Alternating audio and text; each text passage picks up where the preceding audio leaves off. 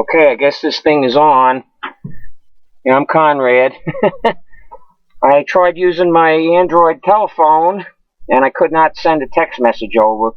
And the sound quality is kind of crummy. Sounds like this thing, when it runs, it's chattering, and it does not chatter. I mean, it runs real solid, has a good sound to it. You got the flex hose way in the back. I'm not going to be able to show you that. But you got a picture of it.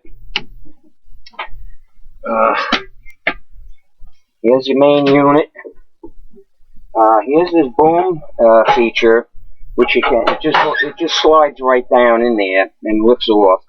Has to suspend your flex hose off the ground when you're moving the truck around, so you don't run the hose over. This is your elbow piece that hooks on here. And you just tighten these knobs down, tighten it up, and you can angle it any way you want. But this is so that it pumps it into the back of the truck, redirects it. I actually had this machine hooked on to the back of this utility trailer before I got the dump truck. And it took a couple guys a half hour to rake all the shit off. But it saved a lot. This unit, it mulches everything up so you can get about 3 truckloads into one, because it condenses the leaves down by mulching it. And just to give you a demonstration, you got all your controls here. You got your throttle control, on and off switch, on and off gas, which you want to shut off during transport. You got a gravity feed fuel tank, which if you don't shut the fuel off, it'll flood it out and have gas all over and make it hard to start. You got the choke right here. Everything's labeled, so you know which way to turn everything. I mean, it's very user-friendly. And this is a V-twin. Somebody else told me they bought a 11 or 12 horsepower single piston, and they said they wouldn't buy. They made a mistake. This is a V-twin, 17 horsepower. Does not slow down. Their problem was it slowed down. The tube got clogged up all the time, and it was a pain in the ass. The tube don't clog, except for occasionally. You just shake that tube, and it'll just get the flow going again. Not a big deal. Okay, I got it all set up to go.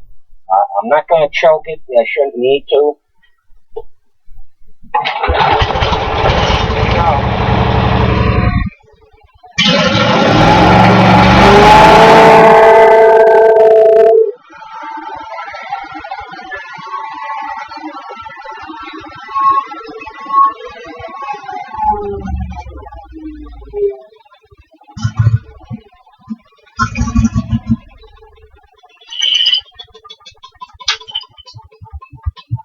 So you got all nice clean oil in this thing. I mean, it's ready to work. That's all you have to do is turn the switch on, pull the cord, and that's it.